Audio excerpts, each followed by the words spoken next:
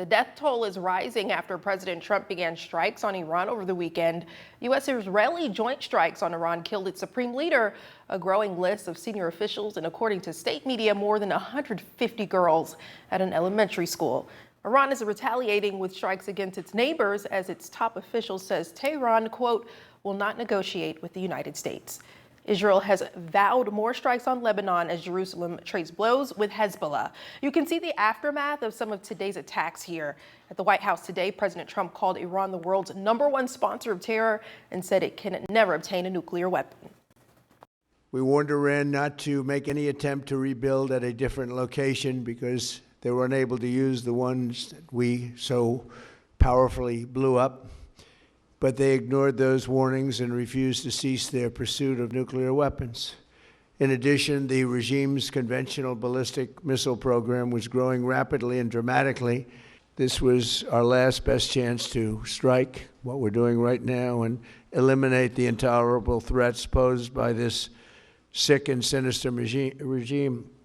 And they are indeed sick and sinister.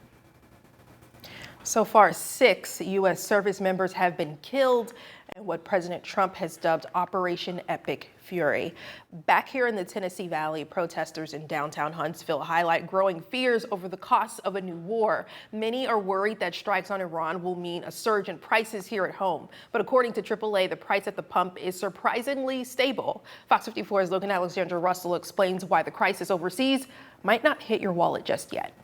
For Vietnam veteran Jared Burnett, the recent strikes on Iran aren't just headlines. They are a haunting reminder of the cost of combat without a clear plan. 84 of us went to Vietnam together, and I can see what happens when you go into combat, because only 17 of us came back home. I don't think we should ever go into without it being absolutely necessary. Burnett joined protesters in Huntsville today, arguing that uncertainty in Washington breeds anxiety at home, especially when it comes to the cost of living during wartime. But while fears of a global crisis are growing, the impact at the pump has remained surprisingly stable. Nationally, prices have only ticked up a few cents. Locally, the impact is even smaller.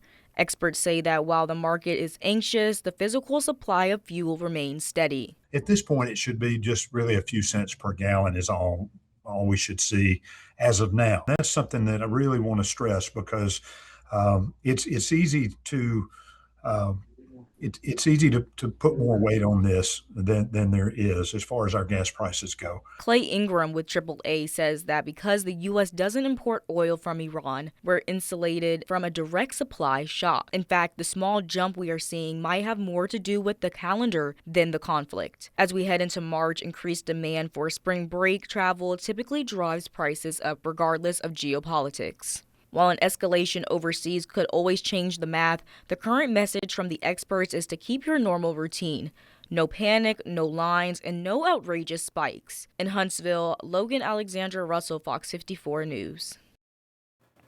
If you're looking to save those few extra cents, AAA does have a free app that will point you toward the cheapest gas near you.